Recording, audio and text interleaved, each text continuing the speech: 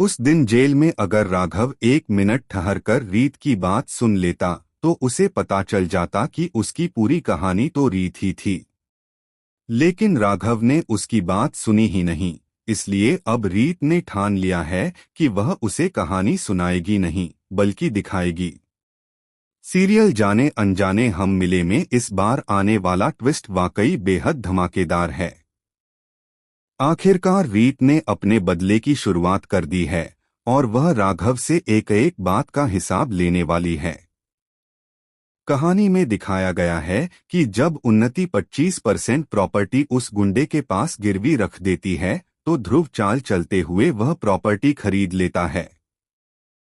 अब सूर्यवंशी परिवार के पास कुल 75% प्रॉपर्टी का हक हो जाता है और वे सब इस बात पर काफी खुश नजर आते हैं। लेकिन तभी ध्रुव अपनी हद पार करता है और दूसरों को नीचा दिखाने लगता है। रीत यह सब देखकर उसे रोकती है और कहती है कि यह बदतमीजी बर्दाश्त नहीं की जाएगी।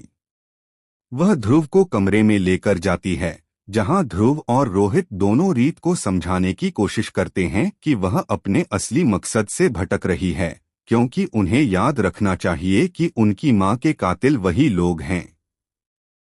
रीत को यह बात गहराई से छूती है और उसे फिर से याद आता है कि उसका लक्ष्य सिर्फ बदला लेना है। इसके बाद यह लोग सूर्यवंशी परिवार का सामान बाहर फेंक देते हैं और कहते हैं कि अब उनके हिस्से में केवल 2 कमरे हैं जिसमें उन्हें एडजस्ट करना होगा। इससे घर में जबरदस्त हंगामा मच जाता है। तभी राघव गुस्से में कहता है कि उसे इस घर में नहीं रहना और वह बाहर जाकर अपनी गाड़ी में सोएगा। लेकिन रीत तो पहले से ही कुछ और सोच चुकी थी। वह बाहर जाती है, राघव की गाड़ी पर पटाखे रखती है और धमाका कर देती है। गाड़ी जलकर खाक हो जाती है। अब बेचारे राघव के पास ना घर बचा और ना ही गाड़ी। रीत मुस्कुराते हुए कहती है, अब बताओ राघव, आज रात सोओगे कहाँ? अब कहानी ने एक नया मोड़ ले लिया है। रीत का बदले का सिलसिला शुरू हो चुका है और आगे क्या क्या तूफान आने वाले हैं, यह देखना बेहद रोमांचक होगा।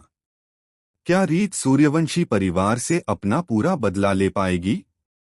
यह जानने के लिए दर्शकों में उत्सुकता चरम पर है। ऐसे ही अपडेट्स पाने के लिए दर्शक शो के साथ बने रहें और चैनल को सब्सक्राइब करना न भूलें।